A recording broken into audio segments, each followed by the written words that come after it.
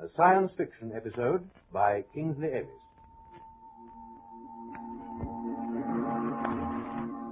The scene is Procyon 3, a distant planet. The time is the future.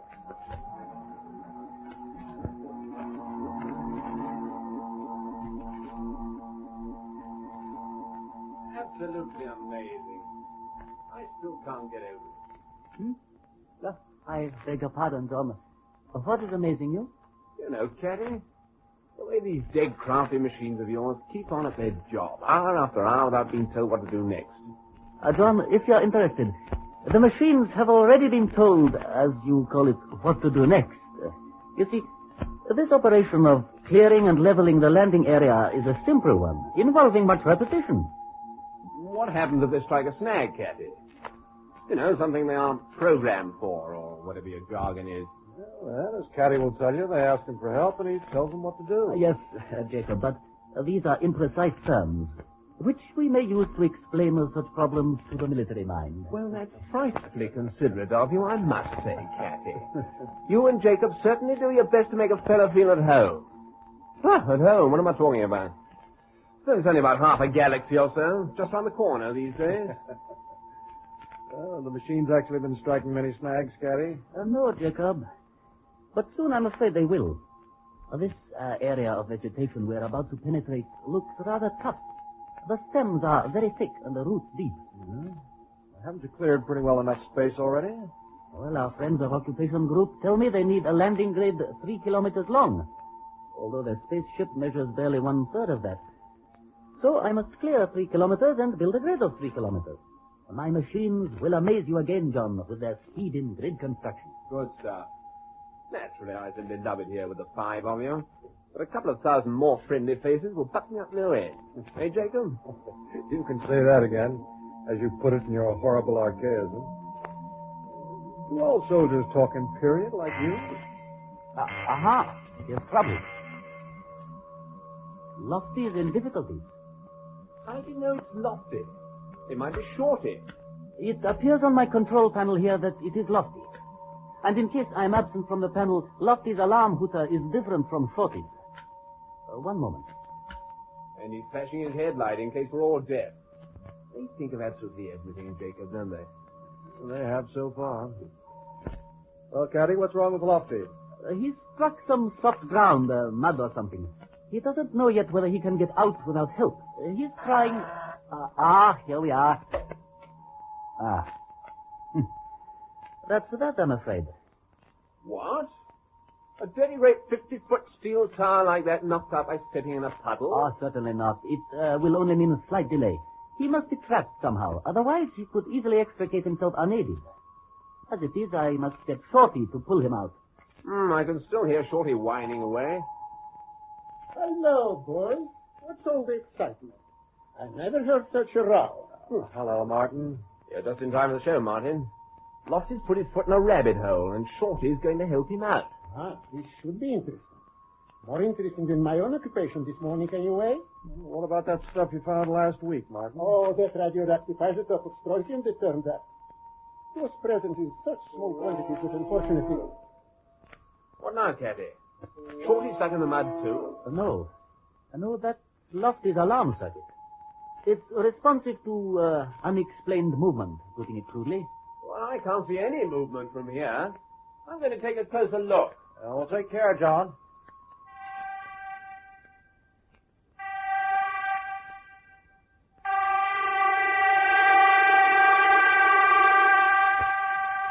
What's that mean? It means Shorty's seen it, too.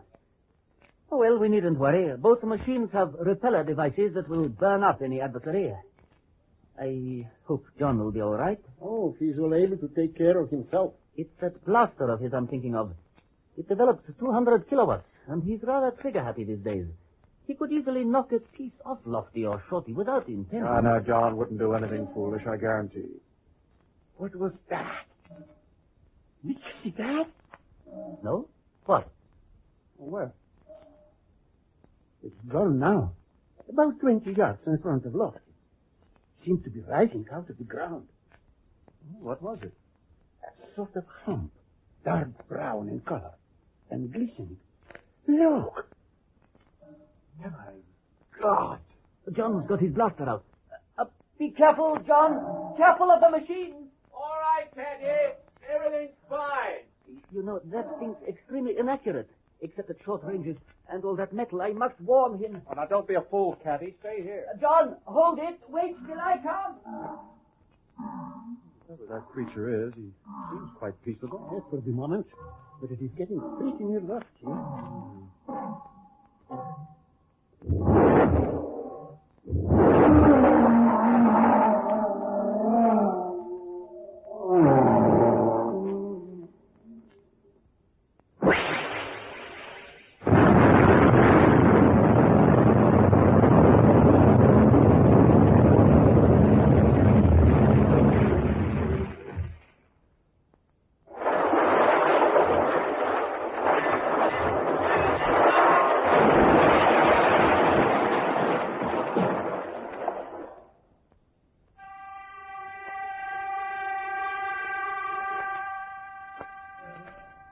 That was a merry little firework display, Martin. Incredible. Shorty just seemed to mold off the dust. I can't understand it all. Well, no doubt Caddy can tell us. He looks pretty sick. He'll be blaming himself. We'll have to stop that. What a mix-up, Cathy. See what a brilliant man Dr. Katsumata is, Jacob.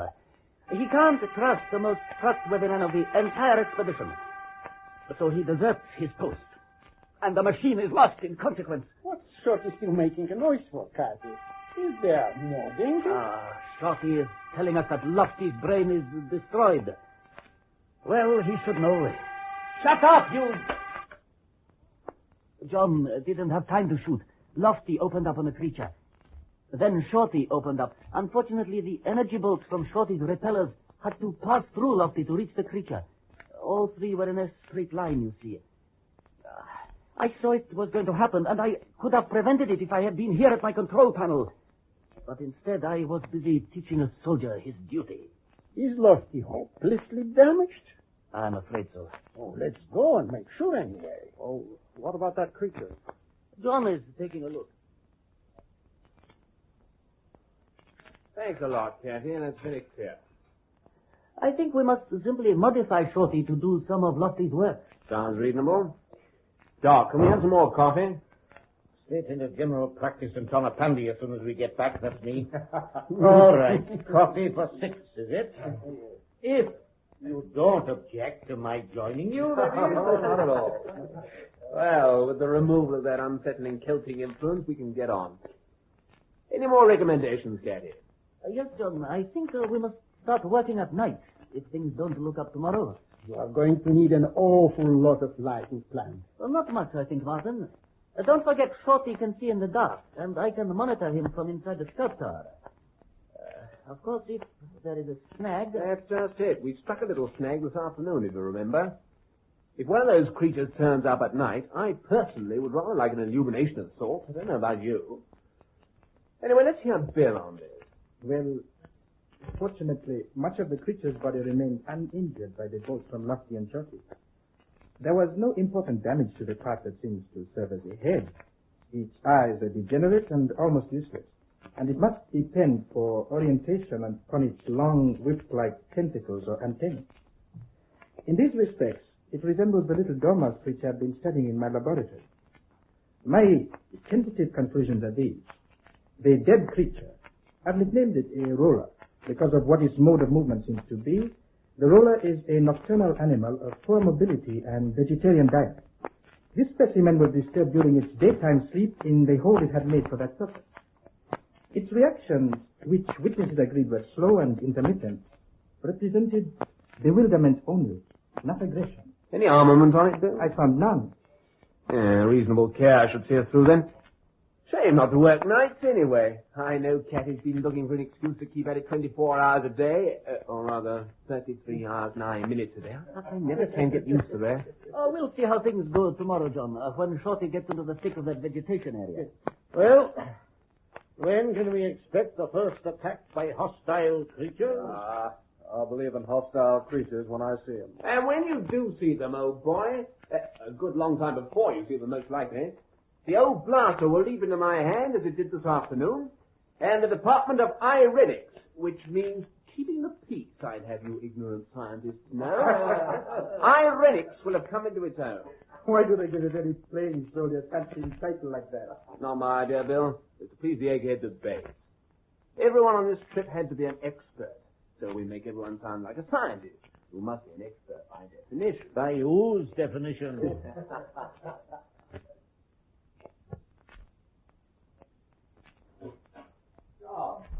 For heaven's sake, get to bed. You can't sit up 3 nights running. I prefer to be up and dressed in the best if anything breaks. Well, nothing will. Now, let's give them a buzz. It's nearly time for their 2,900 hours report. All right. Hello, Scout Car. John here. All rolling along merrily? Hello, John. Yes, everything under control. Fine. How's Marty? Fast asleep? No, extremely active. In fact, he spotted some radioactivity nearby, and he's gone out to take a look at it. He's got his walkie-talkie tuned into us, I hope. Yes, of course, John, you old nursemaid. Much in the way of radiation. Very slight. The going's a bit tricky. I think I'll return to the car and take a proper look in the morning. We're not missing Lofty as much as we expected, John. The vegetation is pretty thick now, but... Go! What's that? Get away! Don't touch me! Don't touch me! Oh! My God. Can you see him, Cathy? No, his flashlight's out. I'm getting the search beam going. Yes, half behind a rock. Dead or unconscious? Anything near him? Get the alarm going, Jacob. Yeah, sure. I can't see anything. I'll go and get him. Stay put, Cathy. I'm on my way to fetch you. Nonsense, John. It's not far. I'm outside now. I'll keep talking to you. What's the matter, John? Are we being attacked? We aren't. Martin has been. Keep talking, Cathy. I can see nothing untoward. What's the matter? Hello, Doc. Sorry to drag you out. You'll have a patient in a couple of minutes. At least I hope you will. I've got it. He's unconscious, not dead. He doesn't seem to be injured. Can you lift him? I can manage. I'll get my stuff out ready. Get him onto that couch when you arrive, will you? How's it going, Cathy? Well enough. He's come around a bit and is doing his best to help me. Good stuff. You know, I always thought this place was a bit too good to be true. 23% oxygen atmosphere, subtropical climate, no hostile bugs or what have you. Nothing to do but polish our brasses and stay sane. Well, I hope we can manage that. Yeah, thank you for those kind words, Jason. Hello, Cathy. All okie doke. I'm just getting him into the car. Come on, Martin. I'll get that foot up. How is he? I can't tell. Apathetic. Rather as if he was drunk. Right, Cathy. When you're ready, switch all your machinery off and get back here as quick as you can. Naturally. I'll call back.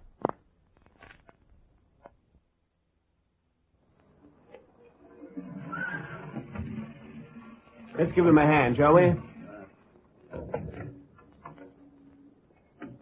All right. I'll take this side. Steady now. We've got all the time in the world. That's right. Mind a step. Well done. I've got him. This is Jacob, Martin. Now, we're all here. You're absolutely safe now. Only a little further. That's right. You're doing splendidly. He's been quite quiet on the way back. I wish I knew what happened. I didn't see or hear anything. It all happened so quickly. I didn't see or hear anything. It all happened so quickly.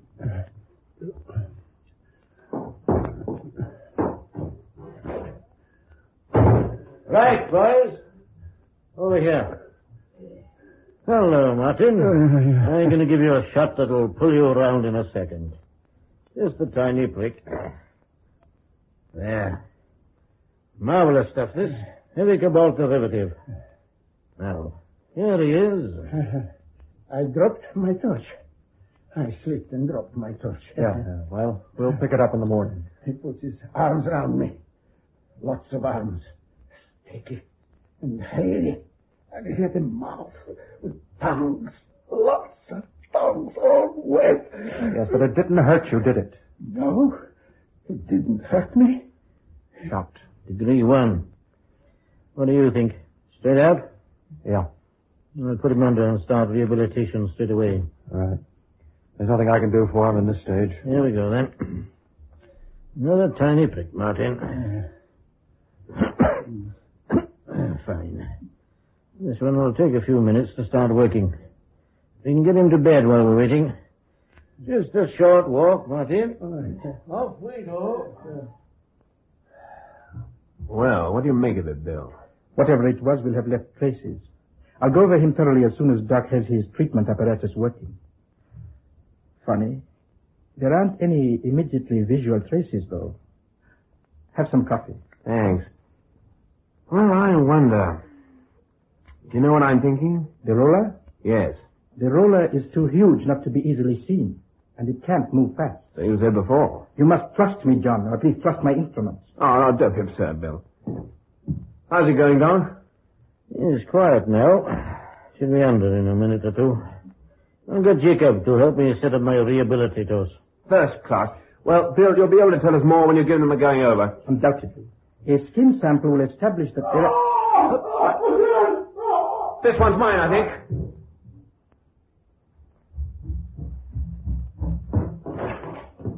No, it's yours, Doc. Well, Doc? He's dead. But how?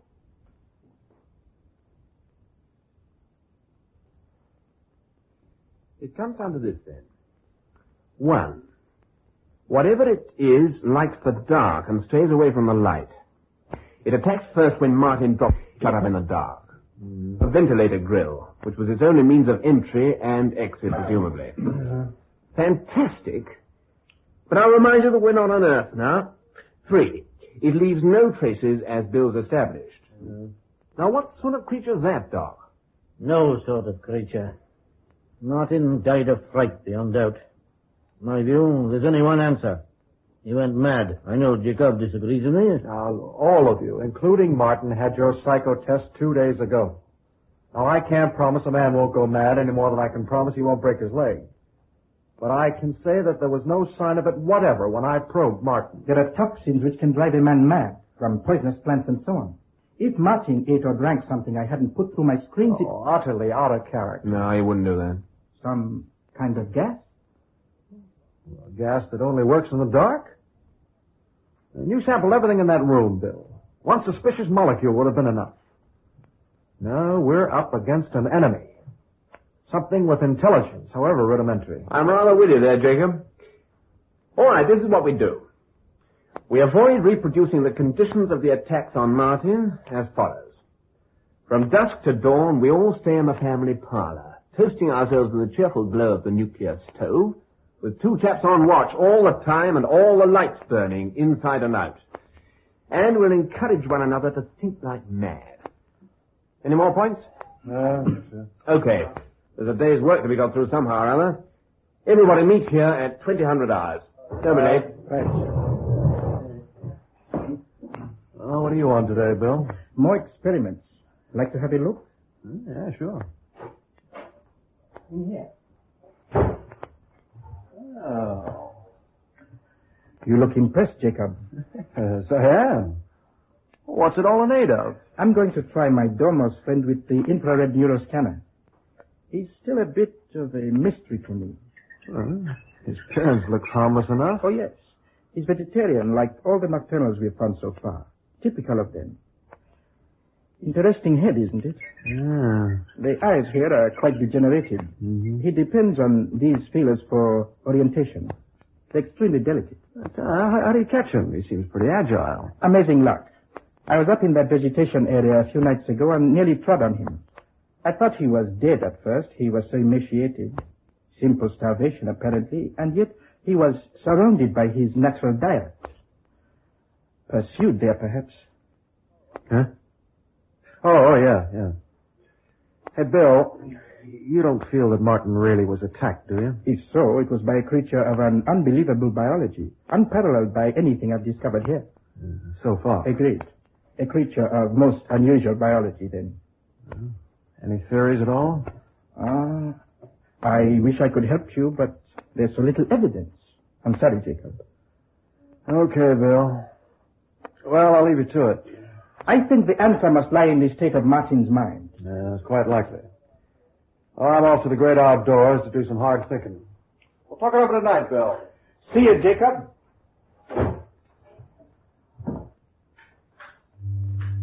Now, Mr. Domas, we'll soon see what makes you tick.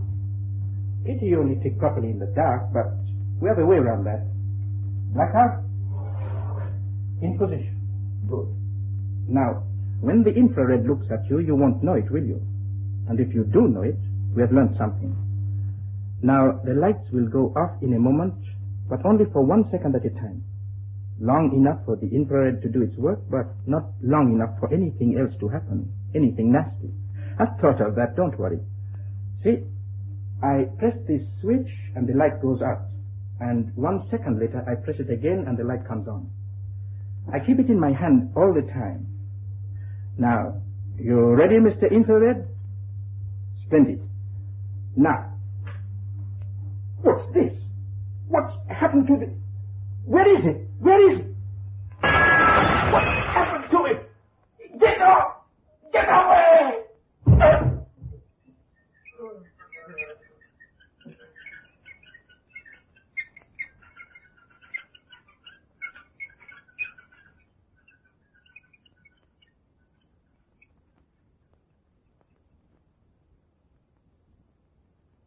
I'm switching on the exterior flood beams now. Thanks, Caddy.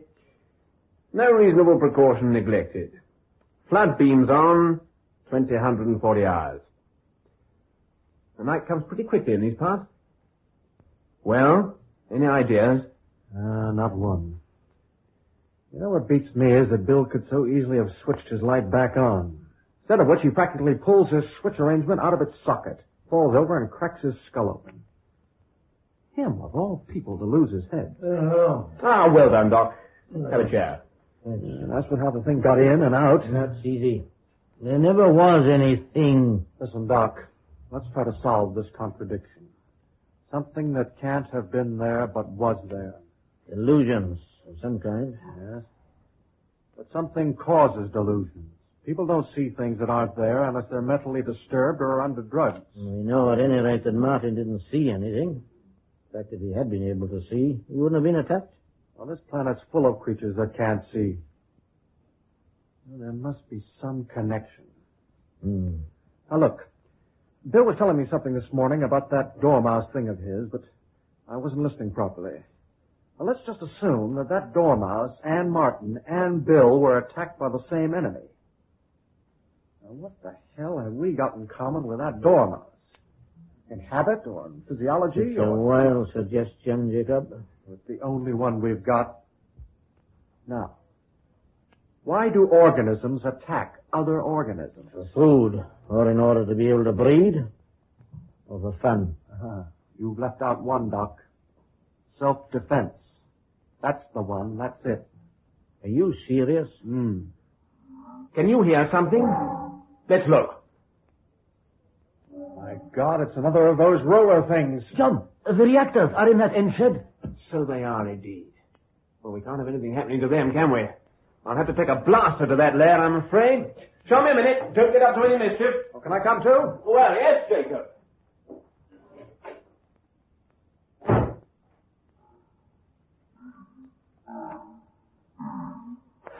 I can do with some moral support out of the way things went the last time one of these chaps turned up. Well, he's horribly near that reactor shed. I hope you've got your torch in case he puts the lights out. Everything's in the car, don't you worry. Let's have a spin at the double. I don't think I dare risk a shot from here. Okay. Right, Jacob. Will you move off a bit to the left? I'll go straight in. Better be quick. Don't fire till I fire. Right. Oh, my God! The shed! I'm firing now!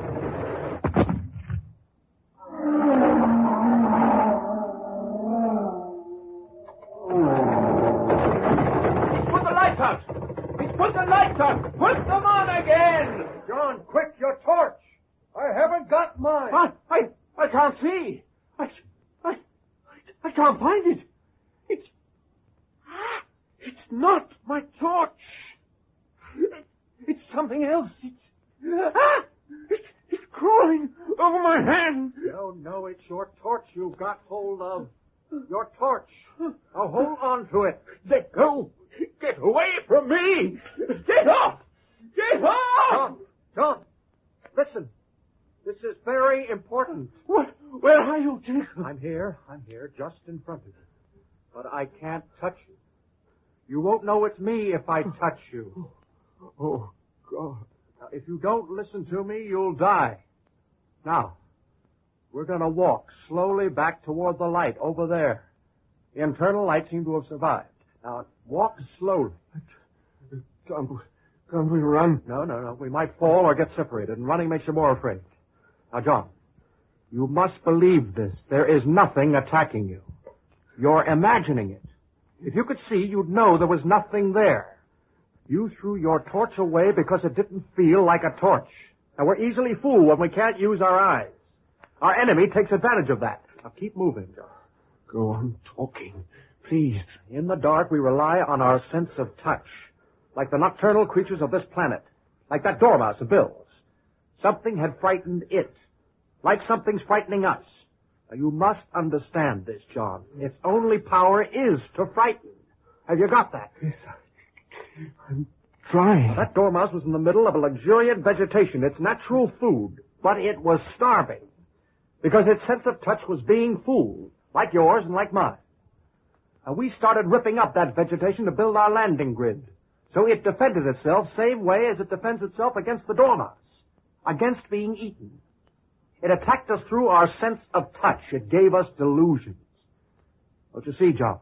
It's made us think something horrible was touching us, and we were touching something horrible. But it's only a delusion. Delusion. There's nothing there, really. Nothing there. Nothing there, John. I swear there's nothing there. I know there isn't. And I'm in psychologics, and I know. I'm Jacob Isaacs, and I know. I'm Jacob Isaacs. There you are. Oh, come on, John. Not far now. I can see. We went the wrong way at first. Here's a torch, Jacob. Look. Oh, look, it's me, Cathy. See? It's Cathy. Well done, Doc. Only a few yards. Once you understand what's happening to you, you're all right, you see? I'll tell you all about it. I'll explain everything to you. Jacob's brought me home. Yes, John. Here we are. It's all over. Dark out there. Hold him, someone. Kind of creepy, too. If you know what I mean. All right, I've got him. Just fainted. Pull that couch over here. What about you, Jacob? Oh, I can manage. We'll have to extend that landing area in the other direction. Oh, in good time. Have a shot of this. There. My God, it's been touch and go, hasn't it, boy? Touch and go. Touch and Go, a science fiction episode, was written by Kingsley Amis. It was produced by David Thompson and presented by the BBC.